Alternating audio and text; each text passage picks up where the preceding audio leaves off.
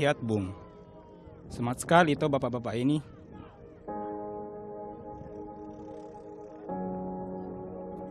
Ya memang wajib semangat. Soalnya mereka harus berlatih dayung perahu, biar lajunya dengan cepat. Ini perahunya orang Danau Tempe punya, ramping dan panjang. Desain untuk perlombaan perahu dayung. Perlombaan ini hiburan rakyat. Dari tradisi Macerata Pareng, salah satu acara terbesarnya masyarakat Danau Tempe. Karena tradisi ini cuma setahun sekali, sudah sejak pagi area Danau Tempe ramai dipadati pengunjung.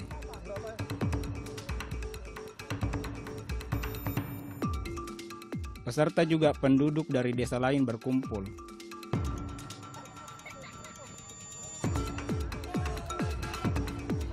Warga yang merantau ke seberang pun pulang kampung datang khusus buat saksikan pesta budayata. Kalau ada acara besar kayak gini, tentu aku tak mau absen. Yang pasti senjata perangku alias kamera wajib dibawa. Ya, untuk rekam setiap momen berharga yang bisa kubagikan pada masyarakat luas. Oh iya, perkenalkan, nama aku Rudi Hartono. Aku citizen jurnalis atau jurnalis warga dari Sulawesi Selatan. Di acara yang kuliput sekarang, masyarakat Danau Tempe di Kabupaten Sopeng yang jadi tuan rumah. Kabupaten Sopeng itu ada di sebelah utaranya Kota Makassar. Kalau mau ke sini, dari Kota Makassar butuh waktu 4 jam saja pakai jalur darat. Unik sekali gara ini danau. Nah bilang orang bagai baskom raksasa yang diapit 3 kabupaten. Wajo, Sidrap, sama Sopeng.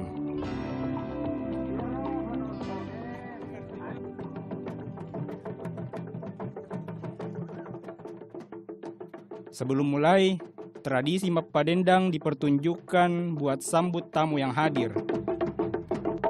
Ini juga jadi penanda kalau perlombaan akan dimulai. Sekali lagi kami sampaikan kepada para peserta, setelah mengambil nomor lintasan, segera ke garis start. Ada 42 peserta yang ikut berlomba. Satu perahu isinya 11 pendayung.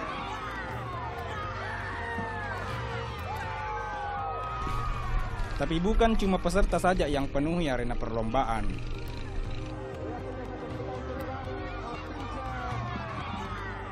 Iring-iringan penonton berkumpul ke danau untuk kasih semangat, dukung biar desanya keluar jadi pemenang. Mendekati garis finish, semua teriak kasih semangat. Meriah sekali toh pasti.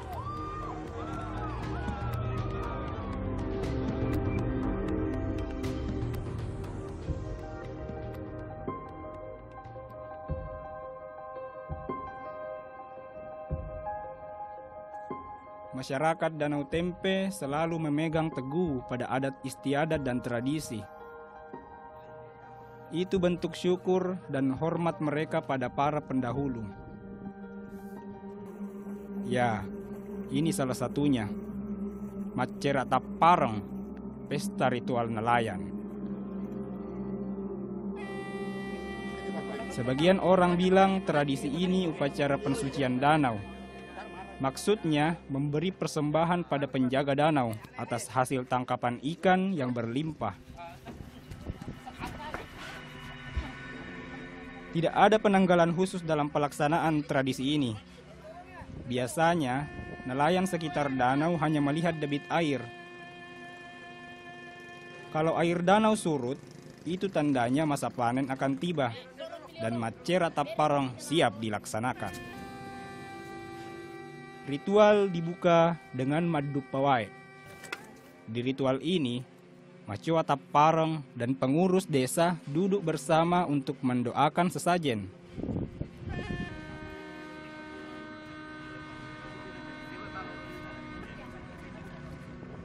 Setelah sesajen didoakan, kerbau disiram dengan air suci sebagai simbol agar prosesi ritual berjalan lancar. Kerbau yang digunakan tidak boleh sembarang kerbau. Harus sehat.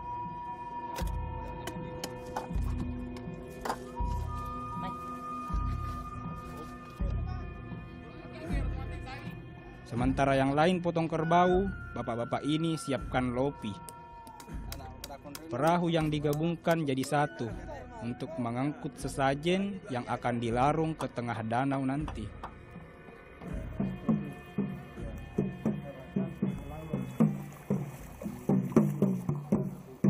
Diiringi Pak Gendrang, prosesi ritual makin terasa sakralnya, Ces. Semua masyarakat antusias ikut ke tengah danau untuk larung sesaji.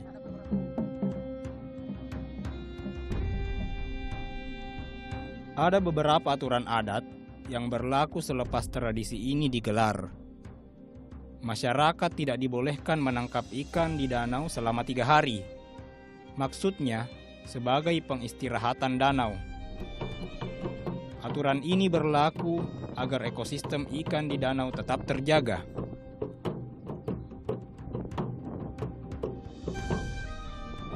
Jika melanggar, maka akan dikenakan hukuman adat. Mereka harus melakukan tradisi Macera Tapareng sendiri dan menerima sanksi lainnya sesuai kesepakatan masyarakat setempat.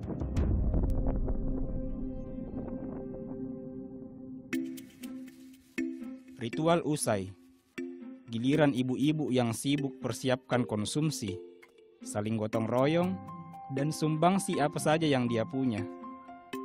Semua penuh makna, bersilaturahmi, dan saling menjaga harmonisasi manusia dan alam. Lingkungan yang terjaga pasti akan membawa kebaikan yang pada akhirnya kembali pada manusia.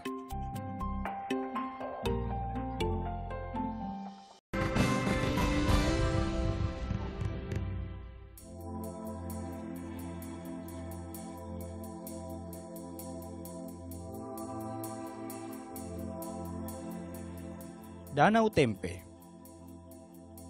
Danau purba dengan sejuta pesona dan kekayaan yang Tuhan titipkan di bumi Sulawesi. Rasanya tidak salah jikalau aku bilang begitu. Karena memang danau ini punya potensi alam yang luar biasa. Jangki bayangkan banyaknya penjual tempe di danau ini. Tidak ada yang tahu persis. Tapi kata orang tua dulu, nama tempe diambil dari kata timpe, yang artinya sawah. Danau Tempe itu danau terbesar kedua di Sulawesi. Luasnya mencapai 13.000 hektar. Ya, kira-kira 3.700-an kali lapangan sepak bola. Banyak orang bilang, danau ini penghasil ikan tawar terbesar di Indonesia. Bahkan UNESCO sempat menobatkan Danau Tempe sebagai salah satu danau penghasil ikan tawar terbesar di dunia.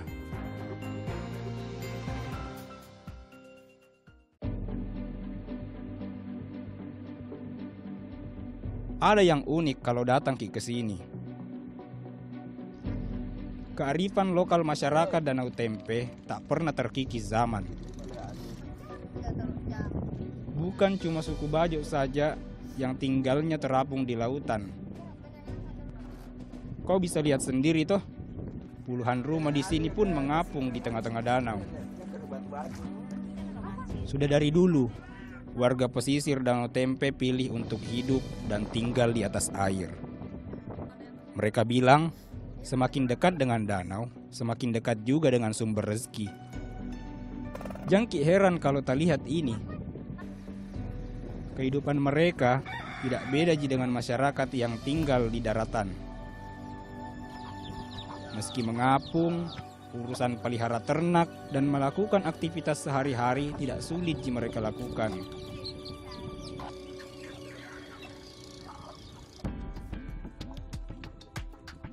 Masalah listrik pun mereka pikirkan. Beberapa rumah di sini bahkan sudah dilengkapi panel tenaga surya.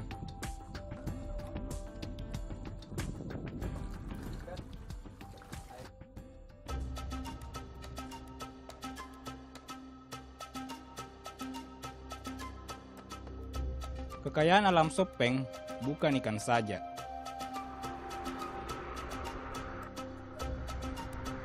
Iya, Ces.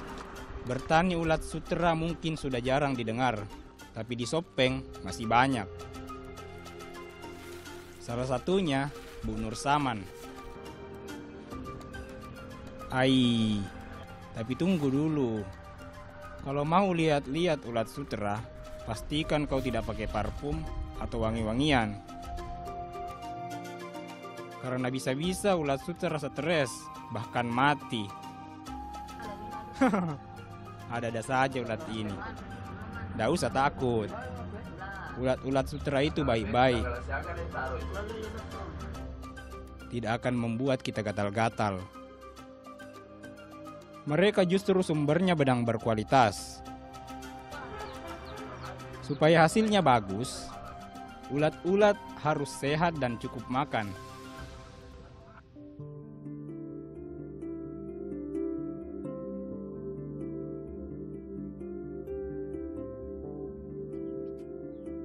Sekali makan, bisa habiskan 1 kilogram daun murbei. Makannya ya kayak kita, 3 kali sehari, pagi, siang, sama malam.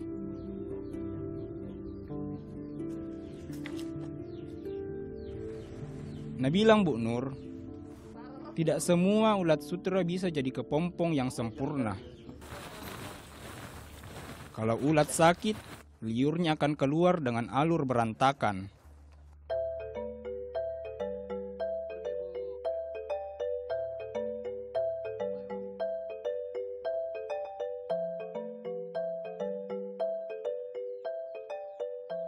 Untuk menjadi kokong atau kepompong yang sempurna, butuh waktu 4 hari.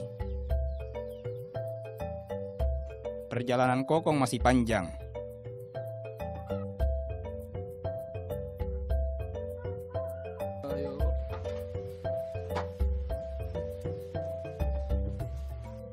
Agar bisa dipintal, kokong-kokong harus direbus.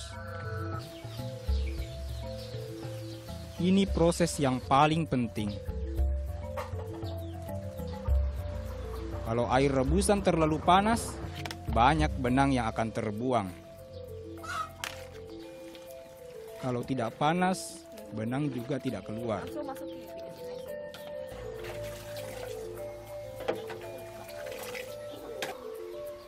Bu Nur dan wanita-wanita Sopeng ini sudah ahli. Hebat-hebat ya mereka.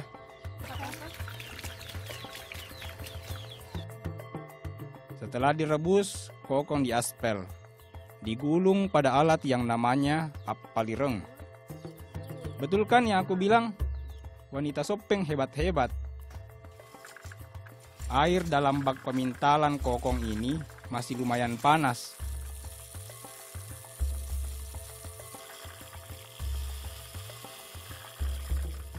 Kelihatannya sederhana, tapi pemintalan benang sutera ini tinggi nilainya.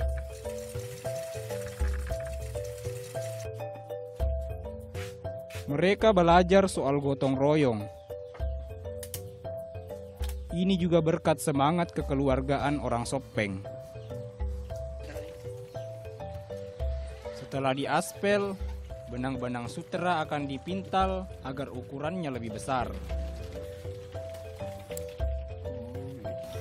Walau tahap pembuatan benang sutera sederhana, kualitasnya berani diadu.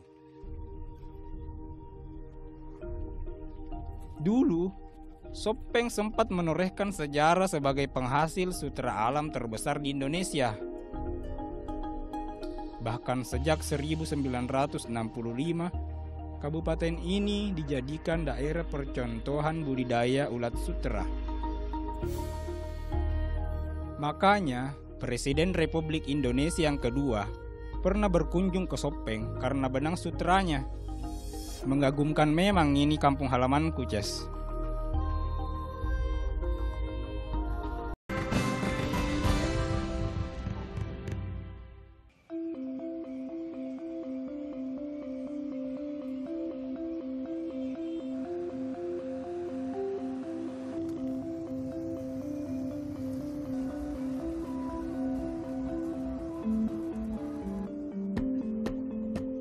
Jadi jurnalis warga bukan sekedar profesi saja bagiku.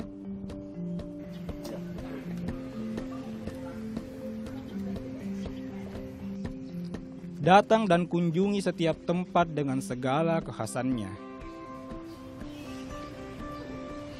Menyelami setiap cerita yang tersimpan di dalamnya. Dan selalu bertemu dengan hal baru.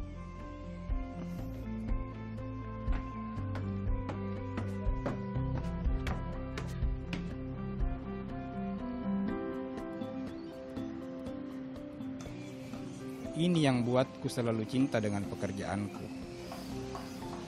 Dan yang paling penting, punya kesempatan buat lihat indahnya Indonesia. Pokoknya bikin bangga.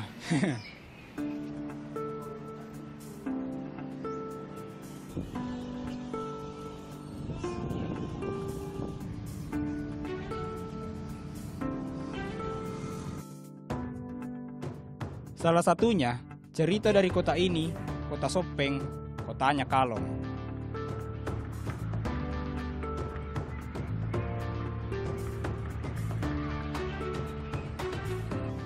Kalau kau datang ke sini, Jangki kaget lihat ribuan kalong berterbangan di atas kepala tak, Bung. Tidak ada yang tahu persis kenapa kalong-kalong tetap bertahan hidup di pusat kota. Kata orang tua tak dulu, kota Sopeng asalnya hutan belantara. Habitatnya para kalong sebelum dihuni oleh manusia.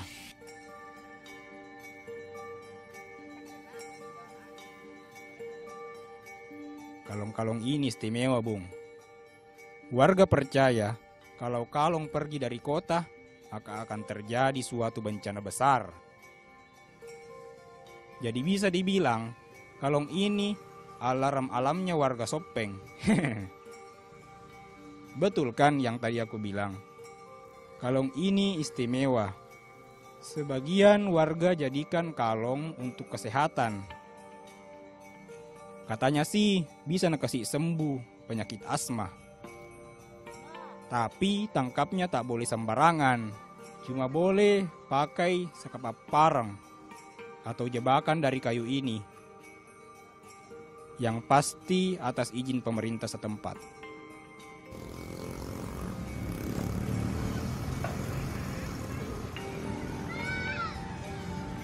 Jadi ini boleh nih tangkap sembarangan? Boleh, tapi lapor bupati dulu. Oh, kalau misalnya tangkap sembarangan? Ada perdanya. Denda 2 tahun, bayar 5 juta. Oh, dendanya itu 2 tahun penjara. 2 tahun penjara. 5 juta. Bayar 5 juta. Kalau mau minta 3 ekor ya tidak boleh. Memang harus khusus untuk obat ya? Ya, untuk obat saja. Kalau nangkap sembarangan nggak boleh?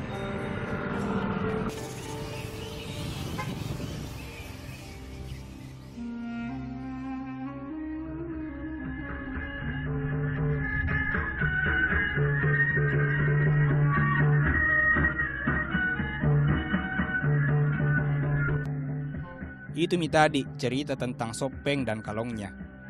Ada tuh tradisi unik yang bisa diangkat dari kota ini. Bukan pertunjukan tari ini, Bung. Gadis-gadis cantik ini sedang menyambut calon tuan rumah.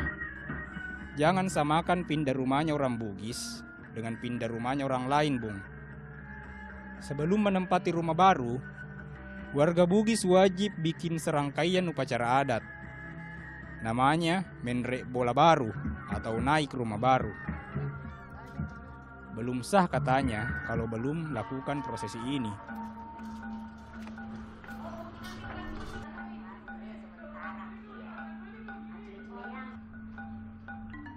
Sebelum ritual dimulai, calon tuan rumah harus siapkan macam-macam hasil bumi yang disimpan di pusat rumah atau pos sibola. Ini maksudnya agar sang pemilik rumah hidup dengan berkecukupan. Lanjut ritual coki. Ini merupakan ritual inti. Sanro atau pemimpin upacara akan menjatuhkan kucing dari atas tangga. Ini sebagai simbol agar penghuni rumah tetap kuat saat tertimpa masalah. Sama seperti kucing, tidak terluka meski terjatuh dari atas ketinggian. Acara telah selesai. Pemilik rumah sudah sah tempati rumah barunya. Bersama dalam kehangatan seperti ini, rasanya mahal sekali nilainya. Karena berakar dari tradisi nenek moyang kita.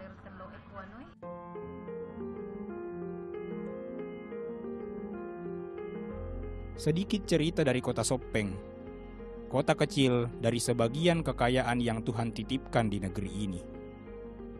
Lewat berita, jalanku untuk mewartakan kepada sesama anak negeri, kalau kita ini hidup sebagai bangsa yang arif bijaksana dan berbudaya tinggi.